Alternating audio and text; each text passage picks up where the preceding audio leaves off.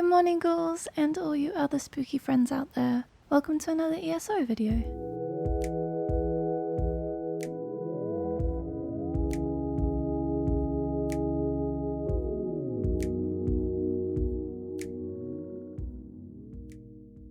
Legerdemain is a skill line you can unlock in ESO that has some handy passives, especially if you like sneaking around and stealing things. It's an easy one to unlock, and you may have already unlocked it without noticing. You will find the Legerdemain skill line in the wild category, and if it's not there, then all you need to do is pick a lock or pickpocket someone and it should pop up.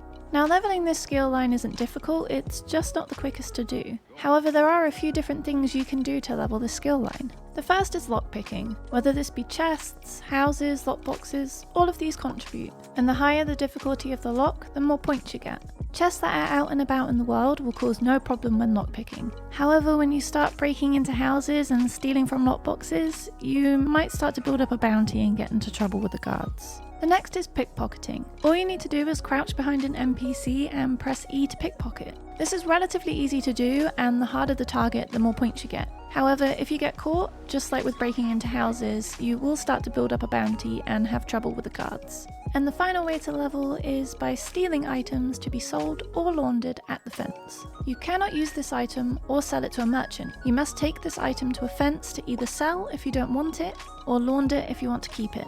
Each item sold or laundered will get you 1 point per item. You are limited to how much you can sell and launder each day, which is what makes this skill line a slower one to level. However, if you put some skill points into the trafficker passive, it will increase the number of fence interactions you can have per day. I level the Legedermain as part of my login routine on each character. I'll go to the docks in Daggerfall in Glenumbra and loot both of these ships. If you loot both ships, you'll get more than enough items to sell and launder. The fence is really close by as well, which is why I like leveling here.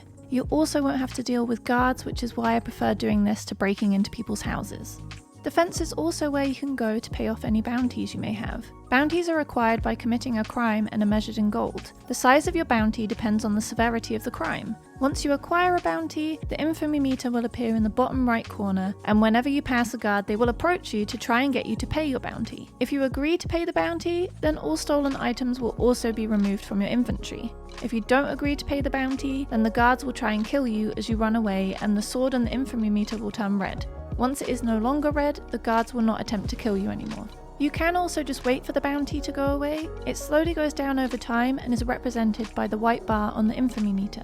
E-decks are another way to clear a bounty. You acquire them from certain quests and from daily login rewards. You don't come across them too often unless you do daily Thieves Guild quests, so I usually save them for when I've accidentally built up a huge bounty that I don't want to wait to clear. Speaking of Thieves Guild, it is a good thing to pair Legerdemain with, as you can put points into skills like haggling to get more money for items sold at the fence, as well as a bunch of other passive skills that are handy for when getting into trouble with guards. And that's basically all there is to the Legerdemain skill line. You can now go forth and commit all the crimes. Just don't get caught, because I can't bail you out. Catch you next time. Bye!